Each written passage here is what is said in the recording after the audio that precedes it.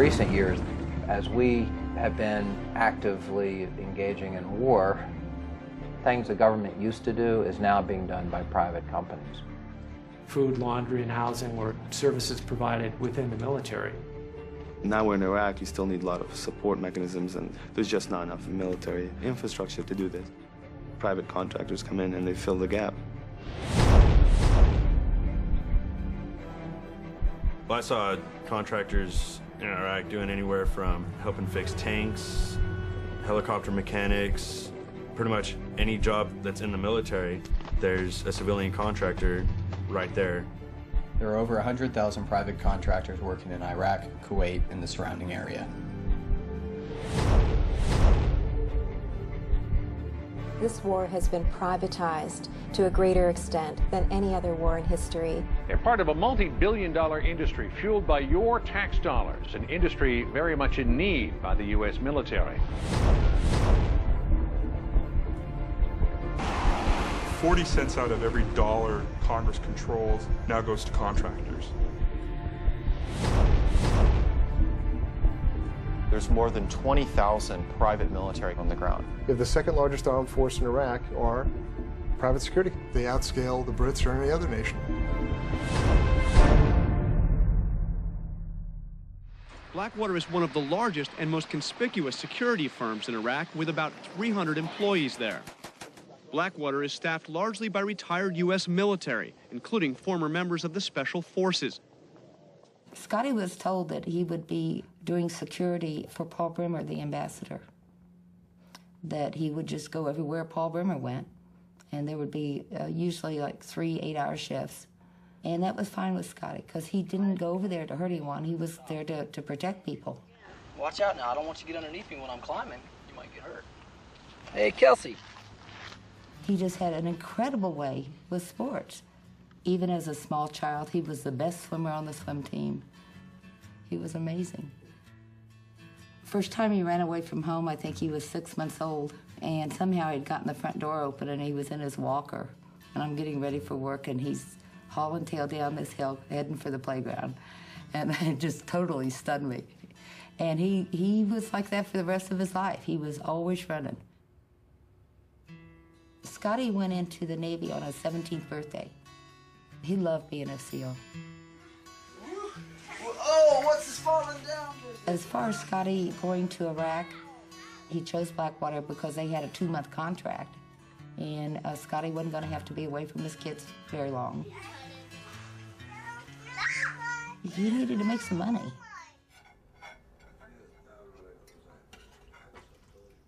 My son called me and he told me that he was going to Kuwait with Paul Bremer, the ambassador in Iraq. I still have little soldiers in a shoebox that he used to play with. Those were his favorite toys. Love boys. What? This is Jerry this time. That's my favorite picture for, I'm talking, that's... And Jerry always carried it with him, always. Wherever Jerry went, he had that picture with him. That was my Jerry. Then came my Tommy, then my niece Anita, then my nephew Yura. No, everything's my Lydia. Tommy and my Jerry. I love that. Well, he was, you know, he was the firstborn. Everything I knew about kids, I learned with him, you know, and for him. The news came on the radio, and it said that there was an incident in Fallujah. Breaking news story tonight. The 4 American civilians were ambushed and killed in Fallujah, and they're believed to be from a local company called Blackwater Security Counseling.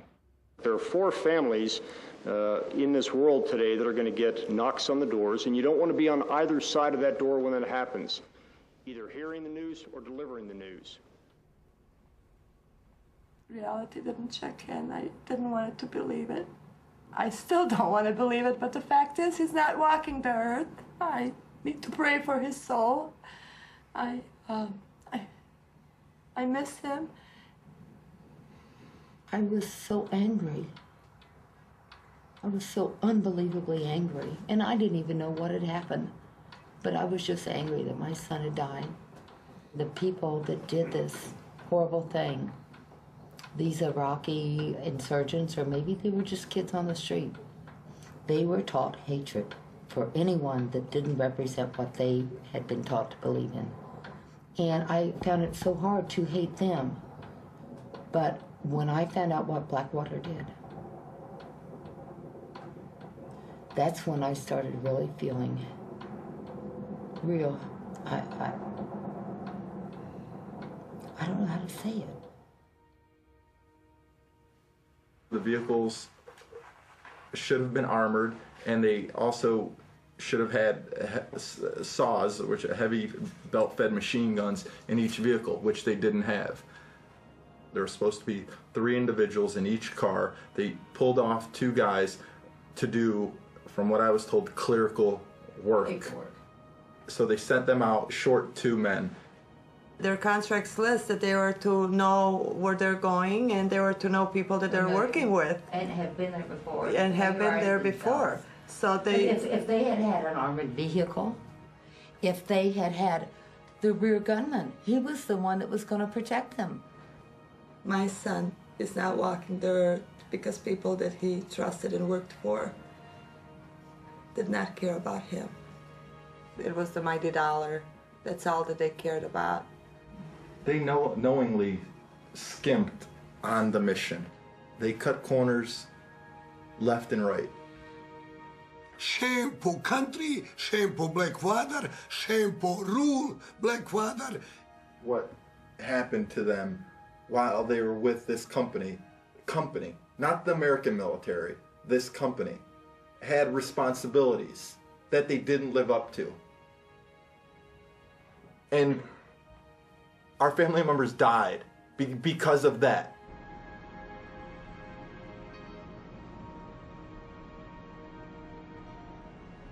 The most dangerous city on earth. No rear gunner, no armored vehicles, not even a map. That's, to me, negligent homicide.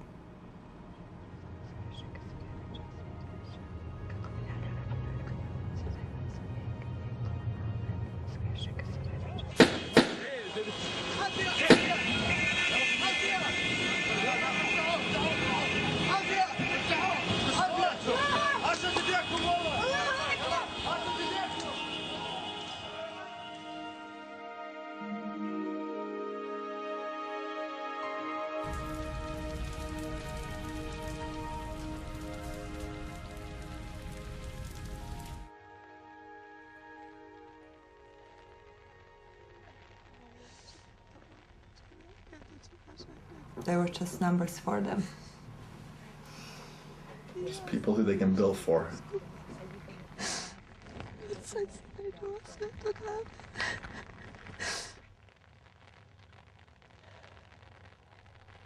This is a situation that was in the front page of the news, that was leading various network broadcasts for several days, and how that company manages that challenge will really dictate the future of that company.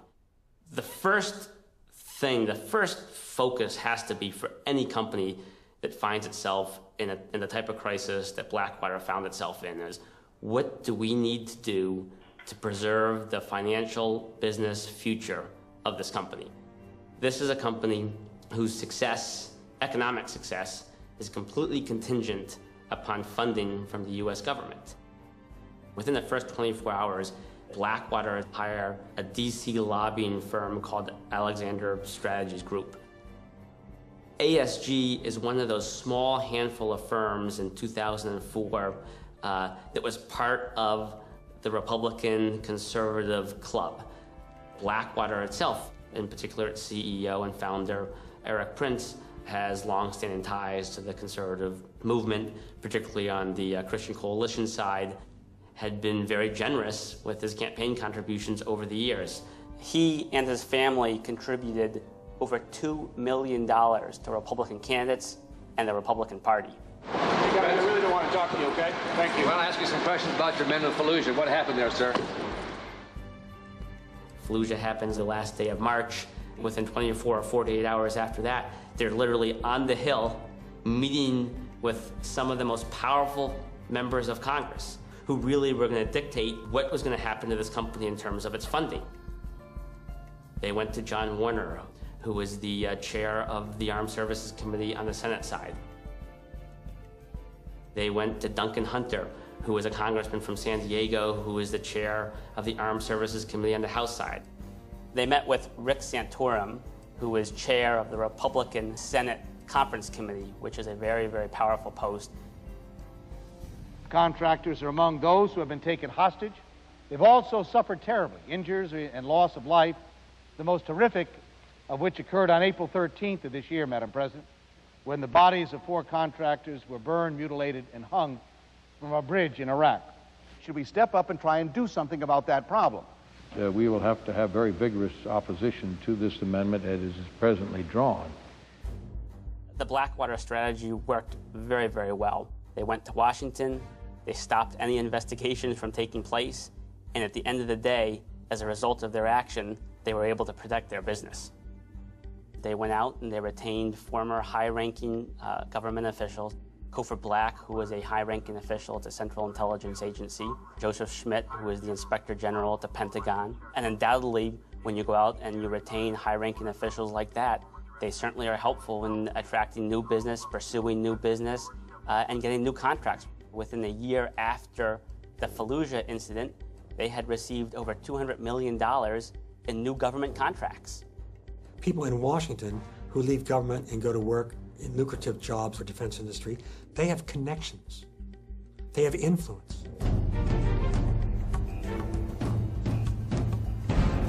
Business boomed. They've just built a brand new headquarters. That's a big expansion. It's a rather big expansion, but it's needed. Certainly we've left room for growth. Right, 8,000 square feet in the original building, 64,000 square feet here. The company says it can assemble hundreds of battle-ready men, a small private army at a moment's notice. Teams of Blackwater independent contractors are deployed around the world.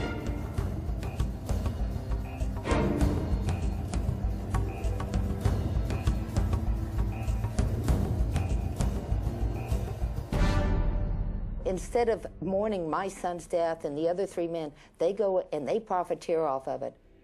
They were cutting every possible corner to make more money for them. In Iraq, most of the men aren't getting the protection. Men over there working for Blackwater are still dying. The world really needs to know what's going on over there, and we need to stop it. There has to be accountability. Right now, they are literally getting away with murder. Drugi put pod križem. Klanjamo ti se, Kriste, I blagoslivljamo te. Companies should not be permitted to operate in a war zone and not be held accountable.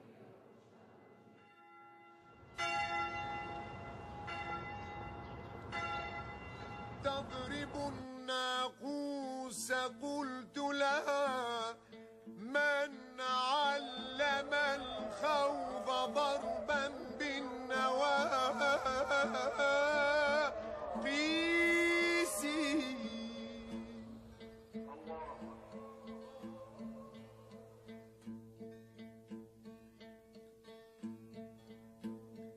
ناديتها يا مها. I was reading the Bible in Greek and Hebrew and studying those languages, and Hebrew sort of led naturally into Arabic. I was also interested in student loan repayment. I owed, upwards of $40,000 in student loans, which the Army promised to repay. The option available to me was to get a secret clearance and become an interrogator, and I agreed that this was pre-9/11. I didn't really expect I'd have to interrogate someone, or imagined if I did, it would have been in a conventional war where things would have been very different.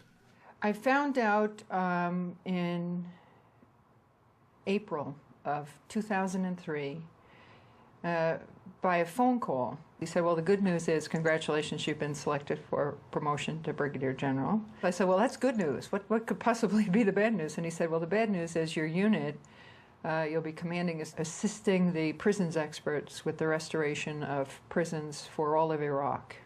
And they're already deployed. And I said, well, can I go? And there was just a second of silence on the other end of the telephone, and he said, you want to go? I received a telephone call from a Mr. Saleh. He said, can you help me? He said, the Americans took my money, and they hurt me very bad. and I just came from Abu Ghraib. He told me of one incident where he was stripped nude, and they tied a rope to his penis with 7 or 8 other men, and then they would, these were American personnel, he's telling me, and they would push one man, and all of them would fall, and they'd be joking and laughing and mocking him. I would ask him, who was doing this to you, Mr. Saleh? And he would say, well, there were 2 types of people. One was dressed some type of military personnel wearing the army. And then the other type would be in civilian clothing. I go, what do you mean civilian clothing? He goes, like normal pants, like any normal pants and a normal shirt. So that's the first time when it struck me that there's another element being involved here in Abu Ghraib, another type of person there. كان يوم أحد. يوم الاثنين كانت حالة من الفوضى ومن الإجراءات الأمنية الشديدة. يوم الثلاثاء اللي هو يوم اعتقالي ذهبت إلى عملي، مو عملي أنا، يعني كنا في موقع عمل في منطقة الحصوة، فأني أعمل في مجال الكهرباء. تم نقلي إلى سجن أبو غريب في بداية عام 2004 باليوم الأول من الشهر الأول لعام 2004. كان أكو شخص مدني واقف بيتأمر، يعني ياخذون أوامرهم من عنده اللي هم الشركات الأمنية. أدخلوني إلى الزنزانة، كبلوني، وتم خلع ملابسي بالقوة. يعني أسلوب من أساليبهم أنه القبض التناسلي للرجل، يلفون عليه حبل ويجروه هيك مثل عملية الخنق. شنو الغاية من عندها؟ شنو هاي الأبرة تضربون إياها اللي أنا هسه حاليا حتى أطفال مدى يصيرون عندي؟ شنو الداعي لأنه جيش يستعين بشركات أمنية مدنية للتحقيق مع معتقلين؟ بس أنا أقول لك هاي الشركتين مؤكدة، شركة تايتن وشركة CI. When I saw the photographs for the first time, and I said to the commander of the Criminal Investigation Division who was showing them to me, I said, why are the translators around the prisoners? Why are the translators in the cell block? And he said, ma'am, those aren't translators, those are khaki interrogators.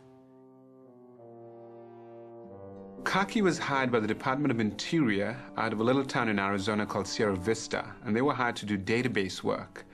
And that contract, which was sort of a blanket contract that allowed them to do a whole bunch of different things, was used to do interrogation in Abu Ghraib.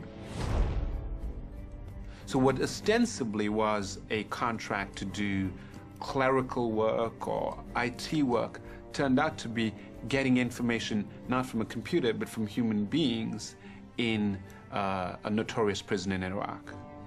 At the time of the scandals in the spring of 2004, roughly 50% of the interrogators were private contractors. This amendment, Madam President, attempts to address what I believe is a very legitimate and serious concern that have come to light in recent days with respect to the use of, or misuse of, contractors in the treatment of detainees in Iraq.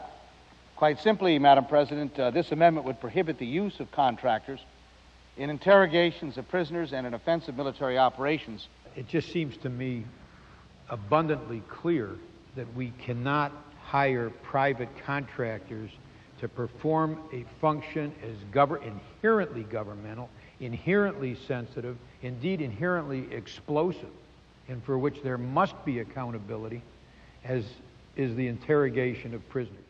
Corporations exist to make a profit, and when they're hired to do jobs, whether it's the provision of water or the interrogation of prisoners, their job is to get as much work as possible, make as much profit as possible. Now that doesn't work in the field of intelligence, period. You do not put personnel who do not have allegiance and 100% loyalty to America, you do not put them in sensitive key government activities like military intelligence gathering. It creates a conflict too, because we were uncertain, we knew what our chain of command was. That was very clear, and we were forced to memorize it and follow it. But what's the khaki chain of command?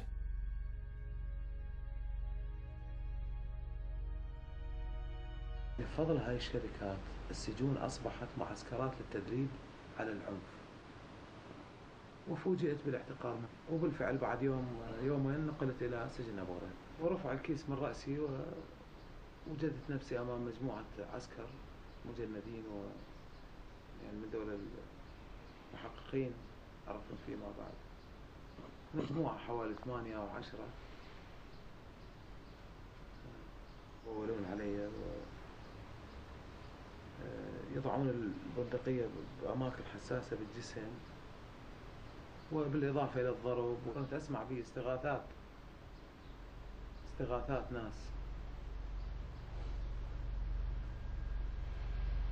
ناس تستغيث من تعذيب أو من ضرب ونباح كلاب.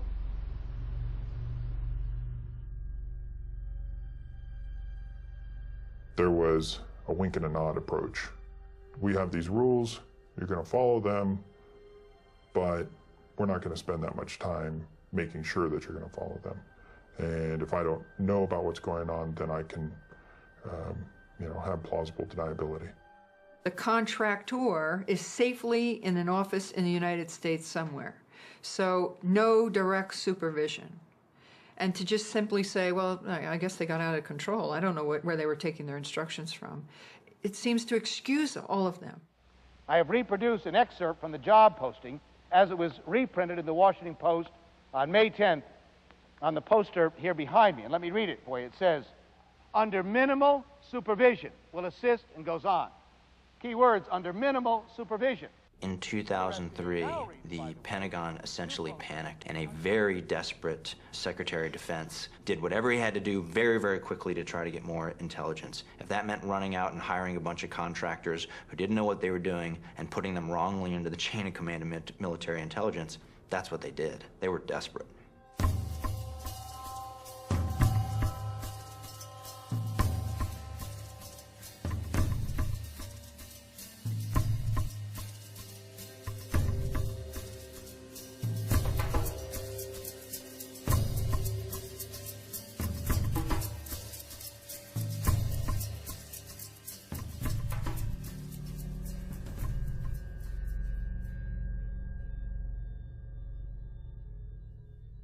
The contracting business in Iraq is very, very lucrative.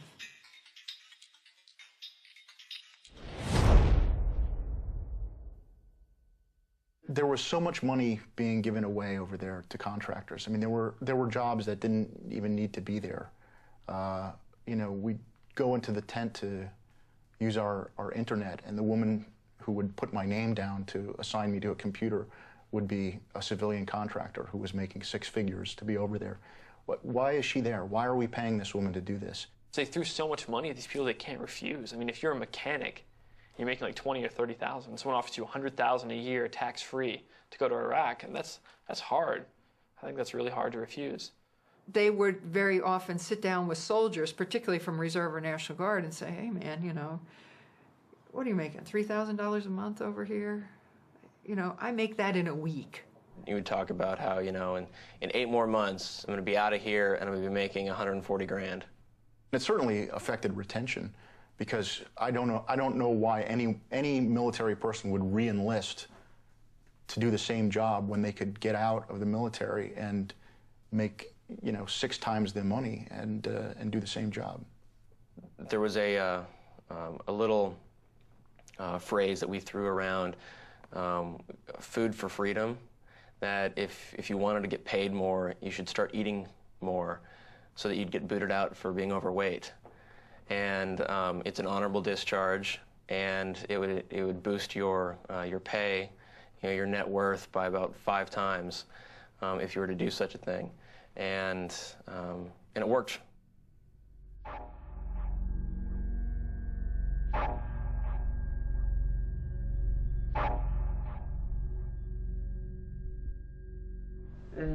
جو علينا الامريكان بال11:30 بالليل، واخذوني انا وابني، فابني دا يقول لهم هذه امي، فاجا الامريكي جرني من ايدي حيل قال لي جو سكو هيك حيل صح، فقال لي اعترفي، اذا ما تعترفين على الارهابيين اللي وياك راح اوديك بمكان يعتدون عليك ويلعبون بيش طوبه الامريكان، فاحسن لك احكي انت وابنك.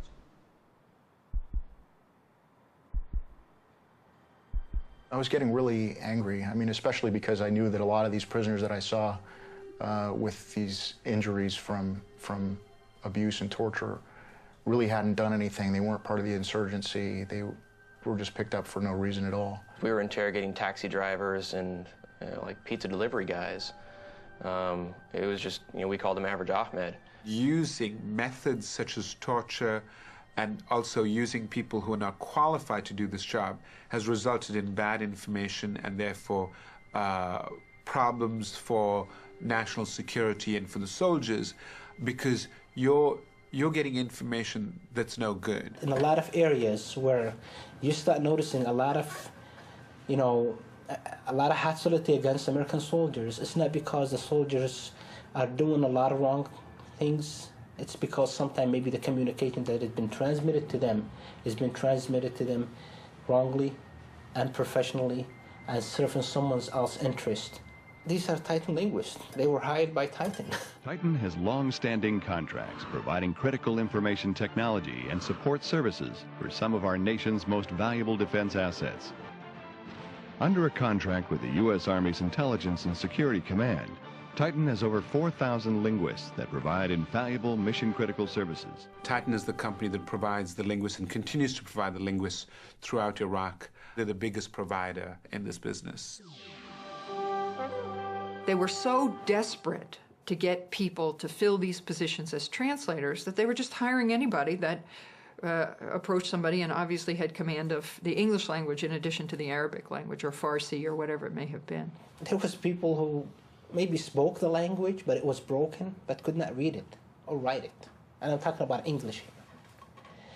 And they were hired. They were never given a test. Nobody was given a test. I was never given a test. The test I was given was a phone conversation for a minute. Military trusted us. Military trusted Titan.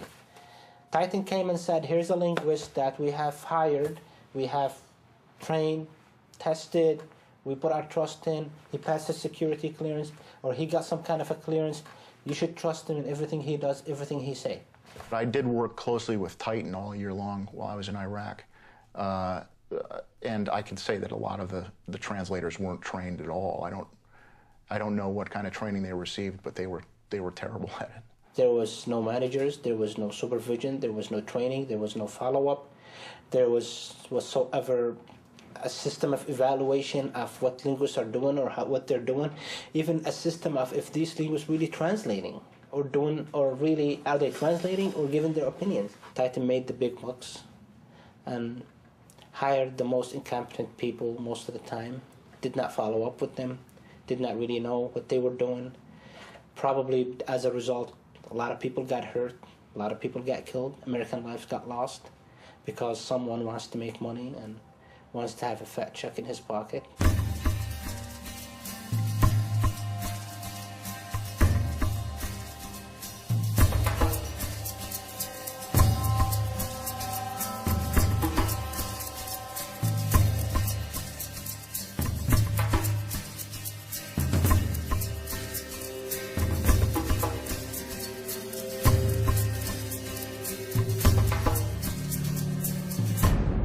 Here you have the MPs who engaged and participated in horrific conduct are being held accountable for their actions. Why aren't the U.S. contractors, the civilian corporate personnel, why aren't they being held accountable for their actions? If you are a U.S. soldier and you hurt an Iraqi civilian and that becomes known, you will be court-martialed. But if you are a U.S. contractor and you kill an Iraqi civilian and that becomes known, you will be sent home. And then you can come back the following week and you can work for a different contractor. So here we have the two ringleaders of abuse at Abu Ghraib very explicitly saying, in many cases, what was happening was they were being ordered to abuse these detainees by civilian contractors. These guys are in prison for 18 years total between the two of them, and there's no contractors in prison. My question is in regards to private military contractors. The Uniform Code of Military Justice does not apply to these contractors in Iraq. I asked your Secretary of Defense a couple months ago what law governs their actions. Mr. I was going to ask him. Go ahead.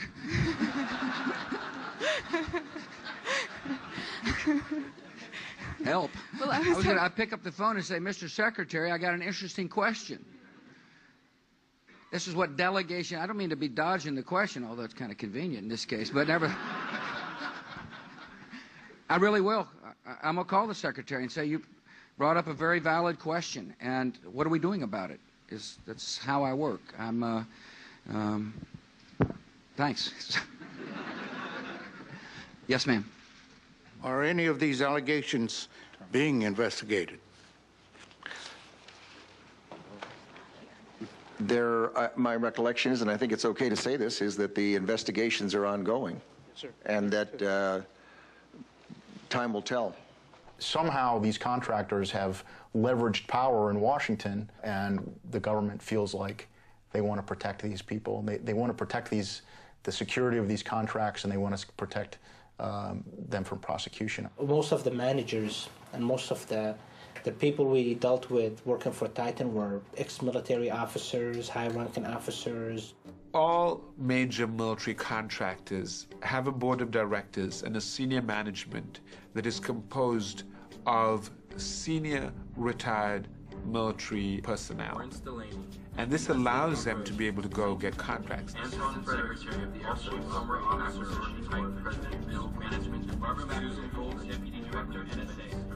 Washington is a phenomenally incestuous place. Retired senior officers, Capitol Hill staffers, and defense industry.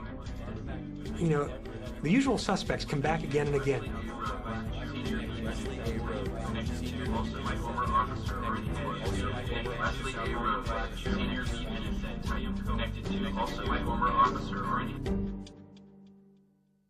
Top recipients of money from Halliburton, Titan, Cockey, and Blackwater are the two chairmen of the committees in Congress and the House of Representatives that oversee military matters and spending. The major corporations, these cartel and monopoly corporations, they've figured out how to legally buy influence.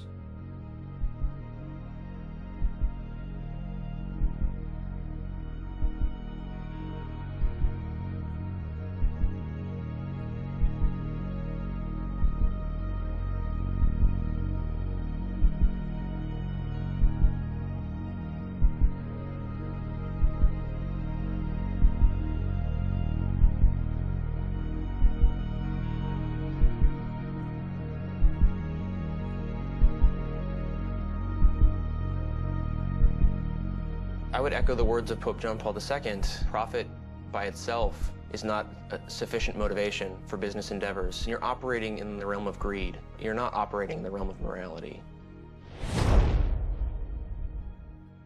I went to Iraq and I came back. What was so heartbreaking was that I found that we weren't always the good guys, and it was very disillusioning for me. Because I'd grown up with this dream of America, what America was. And when I saw that dream at Abu Ghraib and what it had become, I felt heartbroken. I felt like I didn't know what it was to be an American, because I saw what I had thought America was, destroyed and disgraced.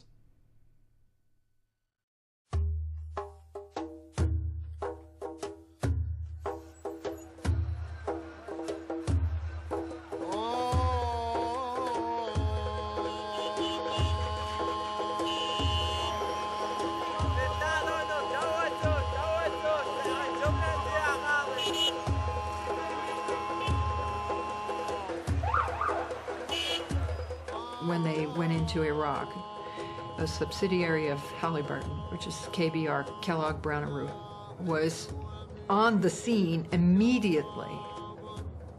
They were logistics people, they were mechanics, and they were also contracted to begin the process of setting up shower points, laundry facilities, mess halls, dining facilities, really searching for any opportunity to take on what would be traditionally military roles.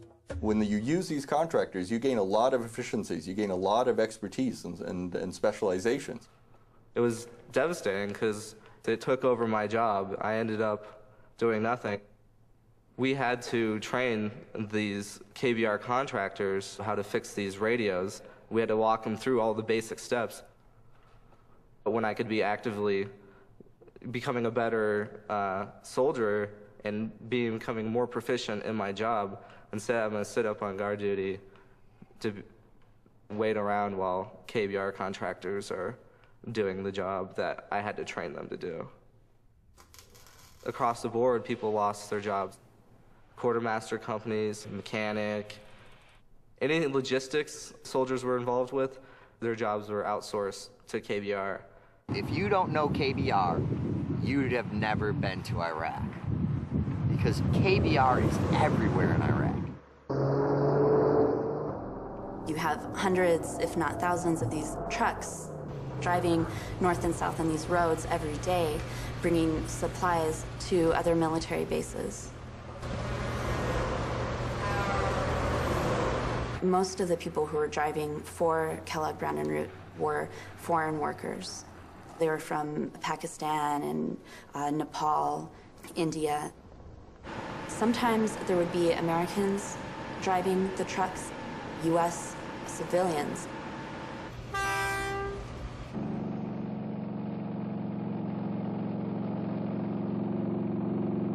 I heard about the job through another truck driver friend in Calexico, California. We were sitting there waiting for a load, and he told me this was his last load, and he was going overseas. From there, you know, I sent my resume in. I thought I was really going to be doing a lot of reconstruction in Iraq, as far as, well, I could see me hauling fuel maybe to a place that had loaders and dozers, you know. We never went to go be in a battle or fight a fight. We went to take care of our families and make some money to reconstruct Iraq.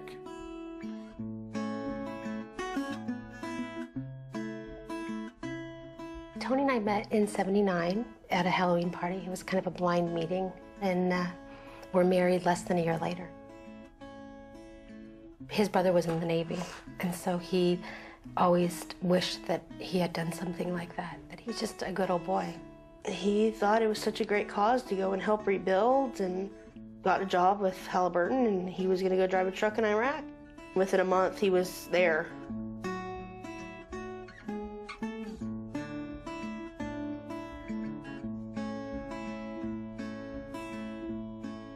I was 15 when I met Steve, first time. And a good friend of ours introduced us at a fair they had, and we hit it off. He got out of the fiberglass business in Michigan and eventually ended up truck driving.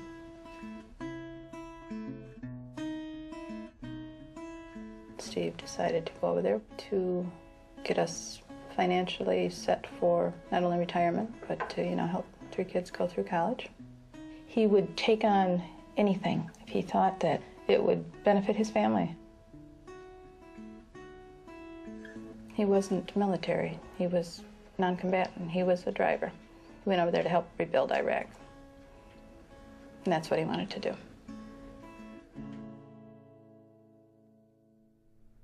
When I woke up early that morning, it was about, I'd say about 4:30 a.m. We had to be out by our trucks by 7 a.m. And we already knew what we were going on our mission. We were told at 7 p.m. the night before, on the 8th of April. The first things we do was very normal. It was just routine behaviors. Just go ahead and do a pre-check. Go ahead and preventive maintenance and check your oil and check your air in your tires and your fuel tank. And the soldier that was sketching a map with his boot in the gravel next to his vehicle, well, some of us saw part of it and some of us didn't. Well, nobody ever told us why, and nobody told us what was going on, and they said the roads are red, and I wasn't sure what red meant. We left the post nearing 11 o'clock, 10:40, 11 o'clock in the morning in there somewhere, and headed on our way to Baghdad. We were going down the road, and we got pretty close to I believe the Abu Ghraib prison, and all of a sudden there's no traffic. And right about then, I mean, bullets came from everywhere. It sounded like we were in a hailstorm. It was like when you were a kid, we used to make popcorn in a pressure cooker. The temperature comes up and begins to pop. They were coming in through my doors. They were hitting my tanker. They were hitting my windshield. They were coming in through hitting the engine. You could hear them come in through one door, hit the other door where they lodged in, and I mean, they're just coming in everywhere. And then it reached a crescendo and just seemed like it never stopped after that. And then I could hear the men crying on the radio, yelling out for help. I'm burning, help me, please don't let me die in Iraq. Truck behind me, that his trailer caught fire and he overturned and was trapped inside the truck and burned up. I heard one yelling and screaming and until he stopped. Friends that I'd promised before that, you know, if they broke down or something happened, I wouldn't leave them. I hear them screaming, I'm hit, help me, please, I don't want to die here.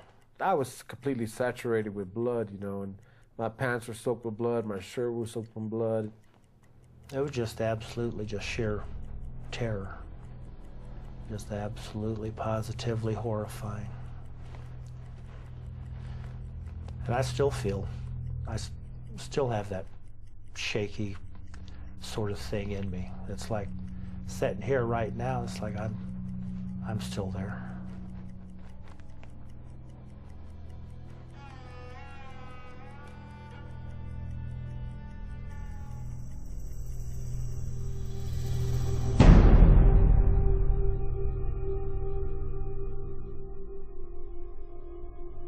The mutilated bodies of 4 people were found west of Baghdad, near an area where a U.S. fuel convoy was attacked on Friday. After that attack, 7 Americans were reported missing, including contractors working for Halliburton, a company that supplies fuel and other supplies to U.S. troops. The families were notified today of the discovery. Halliburton did release a statement saying, quote, "We at Halliburton are saddened to learn of these deaths and are working with authorities so the families can begin the grieving and healing process." 2 U.S. soldiers are missing, and also Thomas Hamill from Macon, Mississippi, an American contractor with Halliburton. Saturday, April 10th, and one day after I got the first phone call from Halliburton and KBR, "Steve, when you get back to base, please call me. I got a call yesterday saying that you are missing after heavy fighting and more attacks. You and 9 others. To sharpen. And what are these rocks called again? I forgot. Dad told us, but I don't remember. Like shale? I'm not sure. I just turned 50, and it's hard to have to, you know, reinvent yourself like you're a teenager again. When all your dreams go and things go out the tube. So, he was definitely the love of my life. He firmly believed that KBR and Halliburton were going to keep him safe. I mean, he truly did. He was very positive about that. Right up to the end, he believed he would be safe.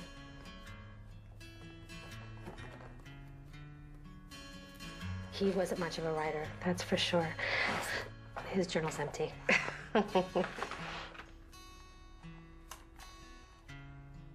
My dad had just told me he was going to work for Halliburton, how big they were and how they were there to help rebuild. Somebody knew that they sent these wonderful men out there.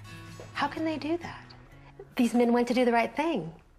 So, bottom line, they were totally taken advantage of. Well, I trusted the company. I trusted them. This is a Fortune 500 company. I just don't believe they would send me down a road that was closed or was going to have hostile activity for sure. That didn't even cross my mind. And U.S. forces here are saying openly they're braced for more terror attacks, more bombings. We had a significant anniversary, the fall of Baghdad. We had a Christian holiday, and they converged to create what was an obvious day of danger. Halliburton and KBR had news from multiple sources, including multiple sources in the military, that the roads that day were under active combat operations and were black, closed, and or red. No civilians. There were sitting ducks out there in military trucks on that day. They told us we couldn't wear camouflage or anything that made us look like military. The point was clear that we were not soldiers and we were not to behave like soldiers.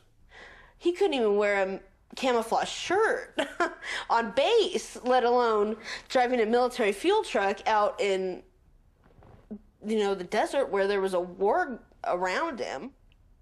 Why would they send this convoy in camouflage trucks down that road in the middle of battle? It's about contracts, I believe, fulfilling a contract and replacing us if we died. There's a lot of different contracts being offered out there, and Kellogg Brown and Root wants most of them. If they could have them all, they would take them all. And they wanted to continue doing business with the Army, whatever the risks were. It was nothing but the money. There's no duty, honor, country among anyone at Halliburton KBR. Halliburton, KBR, some of these other firms over there are staying over there and continuing to make profits, big money, and people are just at the cost of human life. Their contract with the Army provided them literally billions of dollars of revenue every year, that the contract profit and the contract profit that they made became more important than the lives of the men that they hired. I think we're talking about what's right and the fact that you sacrificed our loved ones for your profit. KBR kill, bag, and replace people. They tried to do it with us, and they killed my friends, as far as I'm concerned, and they tried to kill me. I know they know. This is a case about Halliburton and KBR trying to make a profit at time of war and using civilians in an improper fashion. Halliburton is in charge of seeing that these men and their employees are safe. Sent these men out on April 9th and they knew that there was more than a good chance that they would be killed. When people talk about, they gave their lives or this thing, and I can assure you that they did not.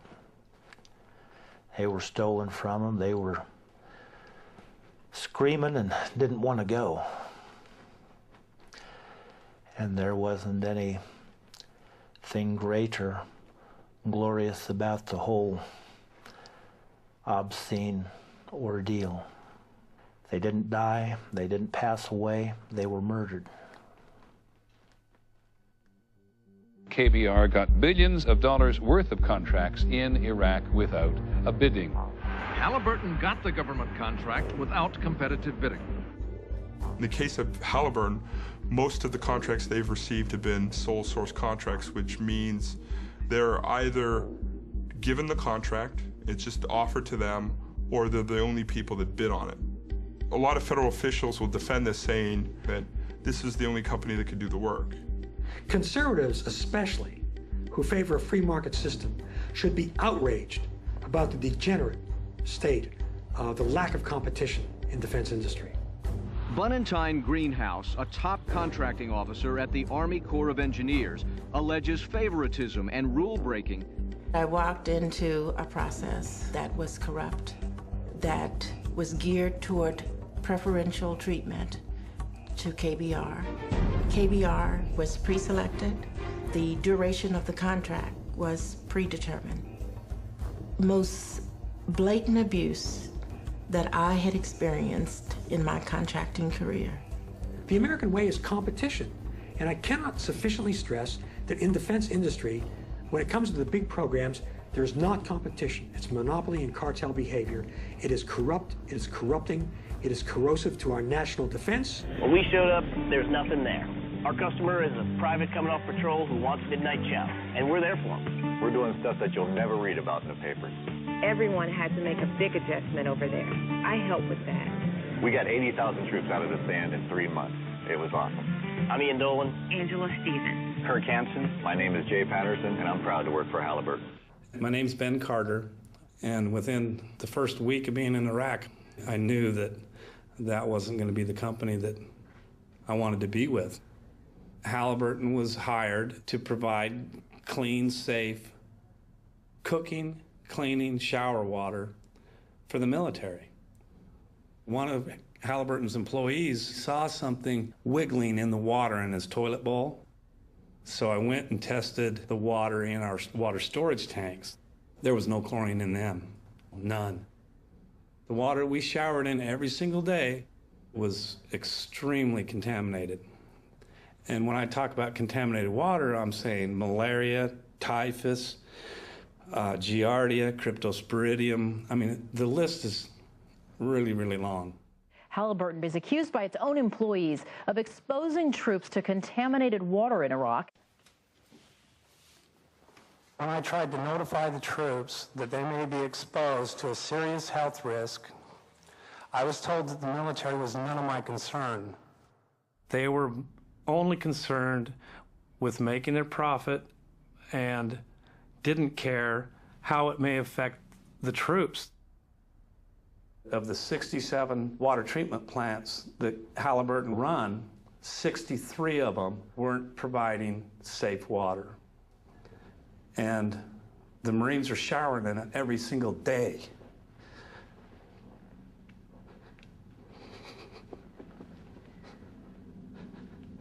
Sorry.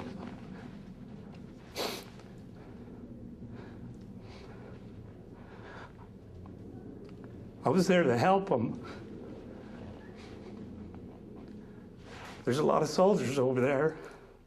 They might come home without a bullet wound, but there's a lot of them that are going to come home with pathogens in their blood because of Halliburton. And they don't even know to get tested for it unless somebody tells them. And I'm sure Halliburton is not going to be the company to tell them. When I joined Halliburton, I knew I was going to work on some big things. We put out a few fires at work. Once ran into a small challenge of getting some supplies to our troops. But the biggest thing, serving our troops good old American food. So they'd feel just a little closer to home. How come you don't go to the chow hall? How much time you spend online? At least an hour. An hour for food? Hour in the sandstorm for food. Tell me about that line over there. What line am I looking at right now? That line is for the chow hall, where you eat. Several times, dining halls were attacked. All it takes is one Iraqi that's an insurgent, and because they knew what times we were going to eat every day, they knew when to expect to hit. And that happens because KBR won't go to a 24-hour feeding schedule where they just always have food ready.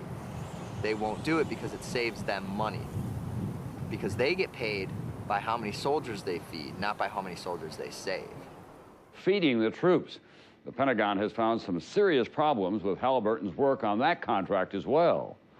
Pentagon auditors found that a Halliburton contract to provide food and housing for American troops had a staggering $1.8 billion in unsupported costs. It was all a scam. Halliburton was charging $45 for a six-pack can of like Coke or Pepsi that they give us and the military free in the mess hall.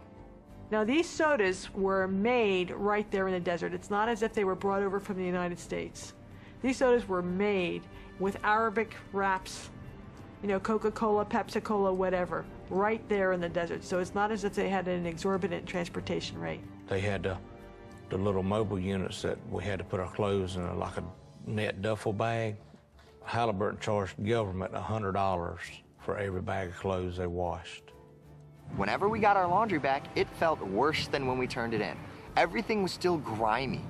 I stopped taking my laundry into KBR, and instead, I was washing it in the sink. And I was told by my chain of command that I was not allowed to wash my laundry on my own. I had to take it to KBR to have it washed, even though we all knew that they were doing a horrible job because they get $99 a bag for a bag of laundry that I could do at home for $3. A legal way of stealing from the government or taxpayers' money. The Pentagon audit released last night that found the company is overcharging taxpayers. Halliburton Company billed taxpayers for its contract work in Iraq. It is your money that's being used. These contracts are managed under a system called Cost Plus, which is the opposite of trying to save money. It guarantees that everything that you buy will be paid back and reimbursed if it's seen as justified, and you'll be given a profit in addition. A cost-plus arrangement that critics say leaves little incentive to save. The more taxpayer dollars Halliburton spends, the more Halliburton makes. Cost plus encourages you to run up the cost of a program because you are going to get a percentage of the end result. And so there's no incentive to stay at Motel 6. Stay at the Ritz-Carlton in Qatar, folks. The place that they chose for orientation in Kuwait was a huge resort set right on the ocean. Had, I think, 3 swimming pools. So it was better than the Wyndham in Texas or the Ritz. It was fancied up. Marble floors, mahogany woodwork. It was just beautiful. They had sea-doos, jet skis they could use. You could go and rent wave runners and go out and play in the water. We were renting wave runners, and we got paid by the hour to do it. I was told this: don't question it, enjoy it. Several government agencies are currently investigating if Halliburton overcharged for work already completed in Iraq. They had 5-star meals catered in every day. It was so lavish. Rows of vegetable platters, beef platters, fish platters. It's a cost-plus contract. KBR looked at it, the more money we spend, that's more money we get in our pockets. We had it made over there compared to the military. I mean, those guys were living in tents, and we had air-conditioned private hooches. The tents that we were staying in were completely moldy, and everybody was getting sick with respiratory infections. They're getting paid millions of dollars. Why can't they even give us a tent that doesn't make us sick to live in it? The soldiers are sleeping on these little cots out in the middle of the desert, while these KBR executives are driving these $40,000 vehicles. They and their secretaries are driving at least a $30,000 to $40,000 vehicle. This secretary lives in this complex, eats her meals in this complex, has her laundry delivered to her, has no reason to go anywhere at any time, but has a brand new top-of-the-line Ford or Chevy pickup with everything imaginable on it that you could put on it. Chrome rims and leather interior and CD players and all these extra amenities that, you don't really need in wartime. Why do they need an H2 Hummer? Why do they have Cadillac Escalades in Iraq for Halliburton managers? What is the purpose? One invoice that I saw was for about $7,000 for 1 month for a SUV on a lease. It was a 3-year contract. Comes up to roughly $250,000.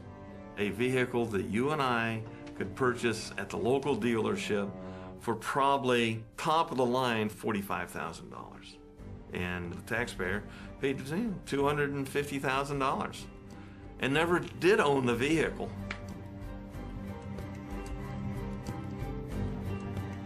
They got the wrong equipment, ordered the wrong stuff, computers still in boxes, new vehicles. They'd push them out in what they called burn pits, and they just set it on fire, claim it as a loss, get more money for the right equipment or the right stuff they needed.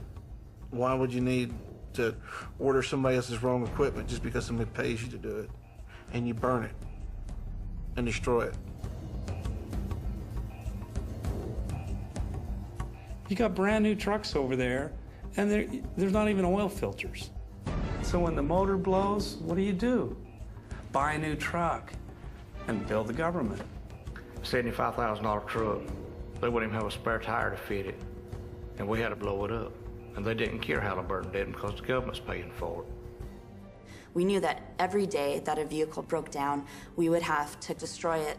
And these are maybe $80,000 vehicles, maybe $100,000. They're expensive trucks. We're burning fuel in front of Iraqi people. We're not really doing anything to help, and we just have to follow the orders. As a truck driver in the mail department, they'd send me to these camps with 1 bag of mail. That's risking my life just to deliver 1 bag of mail. Escort entire convoys where every flatbed truck was empty. The allegations come from 12 truckers complaining that the company was wasting government money by running empty trucks on the convoys and billing the government for them. And it seems senseless to travel up and down the road and taking a chance of losing your life when there wasn't no purpose in it. when you went up empty and you come back empty. The allegation. I went to make a better life for my family. I always have a roof over their head and not have to worry about where their next meal's coming from. It wasn't that fun with him gone. We missed him and all that stuff. I couldn't do stuff with him. Didn't have anybody to throw a baseball with, did you? Or to go take you fishing. Your mom was scared you'd fall in and get drowned, wouldn't she? Yeah. I went over there and I got my health messed up and got shot, bricked, knocked out, and everything else. I felt like not only I can make a decent living for my family and better myself, but I'll be doing something for my country, you know what I'm saying? I'm supplying the military and these guys where they can eat and help fight when we have to. But then, you know, you're looking and you're going up and down the road empty. Halliburton's charging the government for every camp they go by. And your buddy's getting killed for no cause at all. Not even as much as a Band-Aid on the truck. That's how Halliburton was making their killing, making their money. Is a legal way of stealing from the American citizen and the military. Halliburton is accused of hundreds of millions of dollars in improper charges. Pentagon auditors have found potential overcharges of $61 million. Now the numbers are apparently even larger than previously thought. Halliburton's unreasonable and unsupported bills exceed $1 billion. If anybody's overcharging the government, we expect them to repay that money. It's been proven so many times that Halliburton has overbilled them. And then the Pentagon still pays them anyway. I don't know who it is that is protecting Halliburton. I don't understand why the military would protect them. If you look at their board of directors, they've got contacts in the State Department, contacts in the military. People who work for Halliburton once worked for the military. When you hire top Pentagon officials, when the vice president is your former CEO, you're going to get the access that other people don't. It is reportedly not a coincidence that Vice President Dick Cheney's old company got a huge contract to help rebuild Iraq. Time magazine said it has gotten a hold of a Pentagon email saying Cheney's office coordinated Halliburton's multi-billion-dollar deal. All the revelations came out about Halliburton getting all these fancy no-bid contracts. There was not a single hearing in the Congress, House or Senate, about the mysterious bidding processes around Iraq and Halliburton. That's ridiculous. The oversight responsibility belongs to the United States Congress. It belongs here, and it's not happening here. The Senate should spend a little less time advertising allegations of wrongdoing and spend more time talking about what is going right. If anybody believes that the contracts handed to Halliburton for Iraq weren't, the moral equivalent of insider trading, man, I've got an ocean in the middle of Kansas I'd like to take you surfing on. It's just phenomenal. I mean, of course they were insider deals. Of course it was payback for old friends and political supporters and campaign contributors. They're very strategic in how they allocate their political contributions. You'll see most of their money going to the committees that oversee military matters and funding for it.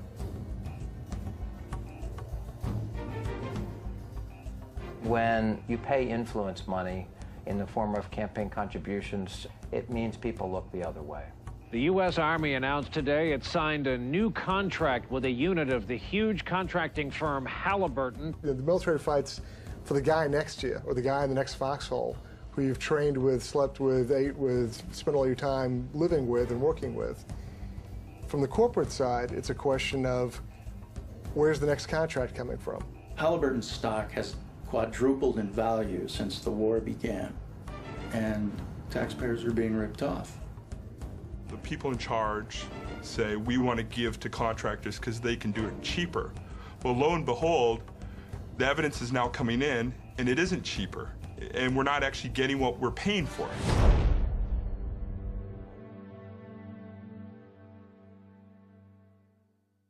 We were writing contracts with Halliburton and others to do things that Iraqis could have done better and far, far cheaper. And by the way, we would have gotten Iraqis off the street and given them jobs. Let us stop the war profiteers. Let us say no to them, and let us say, if you continue to, you're going to go to jail because that's where you belong. My amendment would stop them. There hasn't been a single major piece of contracting oversight legislation passed by the Congress since the war began. Not even a significant amendment has been passed, despite all the enormous amounts of fraud and waste and abuse. There needs to be a special committee established, a bipartisan committee, to take a look at waste and fraud and abuse. The amendment is not agreed to. The amendment is not adopted. And the Leahy amendment is not agreed to.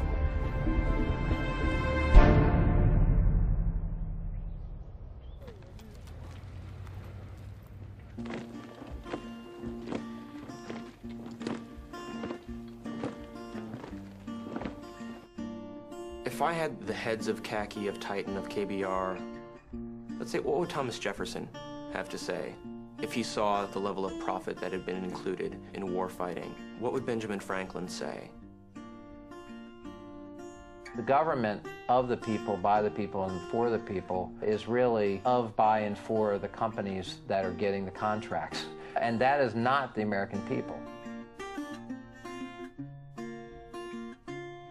Raytheon, Parsons, and DHB are not America as I know it. Their greed goes against our grain.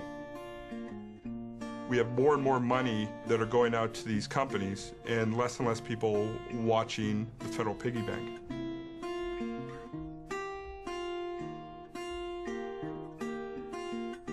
We need greater oversight in this war, even more than in past wars, because this war has been privatized to a greater extent than any other war in history.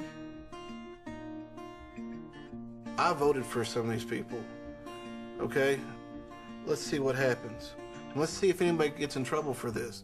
Let's see how many people go to prison. Let's see who loses a contract over this. I know we have a battle ahead from Lockheed Martin to Dynacorp and Bechtel. The profiteers are not going to easily transform into patriots. The people who have the money, the people who are making a profit, have a lot of power and a lot of money and a lot of influence.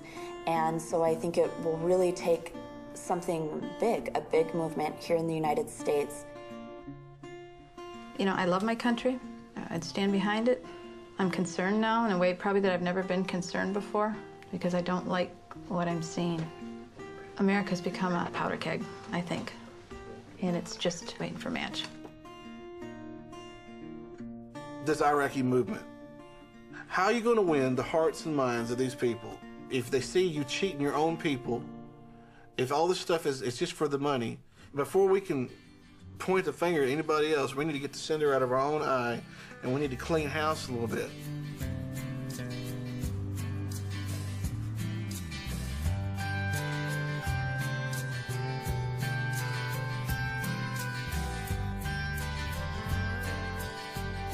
I think the world really needs to know what's going on over there. There has to be accountability, and we need to stop it.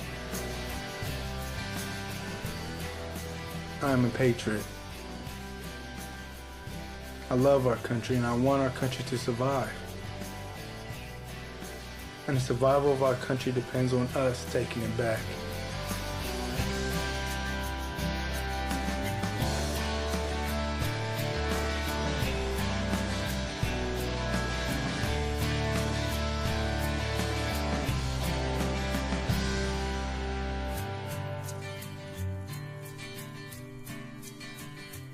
As it all comes around, these angels are watching over you and I. The mirror is standing, fiddle in hand, and no one will be the wiser. I hear the bells are tolling.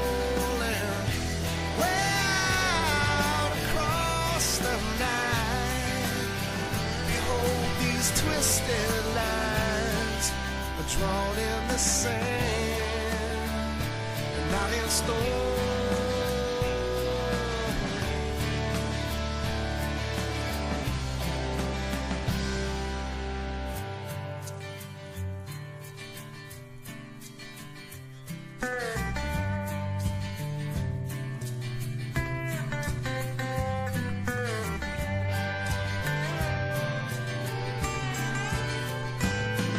the sun goes down, a glimmer of redemption lifts across the sky.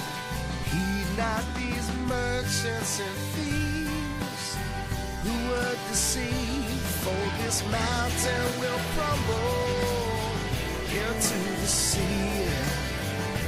Hey, I hear the bells are tolling way out across the night. Behold these twisted lines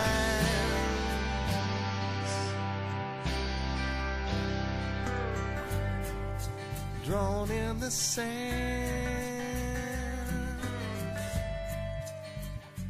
not in stone.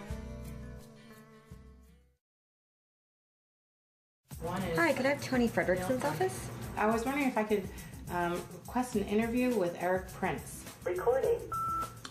Hi, Kathy Mann. It's Robert Greenwald and Amanda Spain calling from Los Angeles. We're working on the film Iraque for Sale. We want to get Mr. Frederickson's perspective. We're really very anxious to have Halliburton and Mr. Lazar in the film. Yes, Robert Greenwald and Abby Hurwitz here. We've discovered, frankly, quite a bit of very troubling material.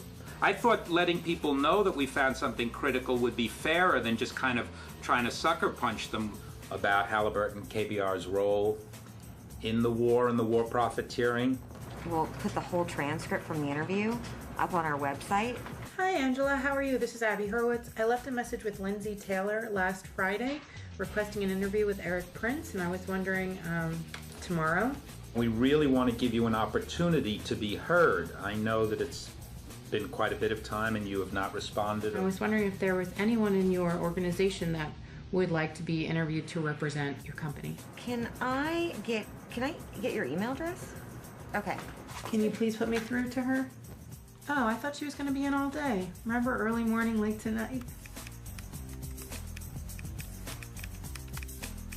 This is my third call to Titan. This is Robert Greenwald and Amanda Spain calling from Los Angeles. I think we talked to you yesterday. Permission to make a documentary?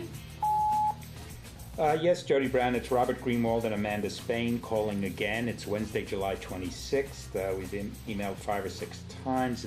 And that's to get an interview with Mr. Frederickson?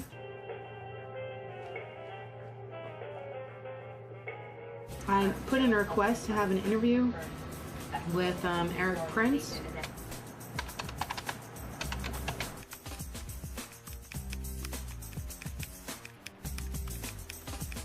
We're just about at our deadline here. The reason why I keep calling is because we're kind of under some time constraints. I guess Kathy Mann's unavailable till Thursday, and someone's going to try to reach Melissa Norcross. Eric Prince is not available. Hello, Mr. Prince. This is Robert Greenwald and Abby Hurwitz. I've emailed her like 5 or 6 times. The month of calling and emailing and talking has gotten us nothing. Jody Brown, it's Robert Greenwald and Amanda Spain calling again. Our film is going to wrap soon. We could interview Mr. Lazar tomorrow, Wednesday, Thursday, possibly even Friday. We still have time to interview Mr. London. We could do it in the next couple of days. Oh, okay. I got you. Is that just a way of saying you don't want to have anything to do with it? Because saying you can at this time over a period of a month just leads us to believe either you don't want to do it or there's something you don't want to say. We don't know what it is. Would you do me a favor for my boss? Will you just write that to me? Will a day make a difference? Will a week, a month, a year, 5 years? Okay, so y'all are saying no. So you were definitely going to turn it down? No. No. They said no.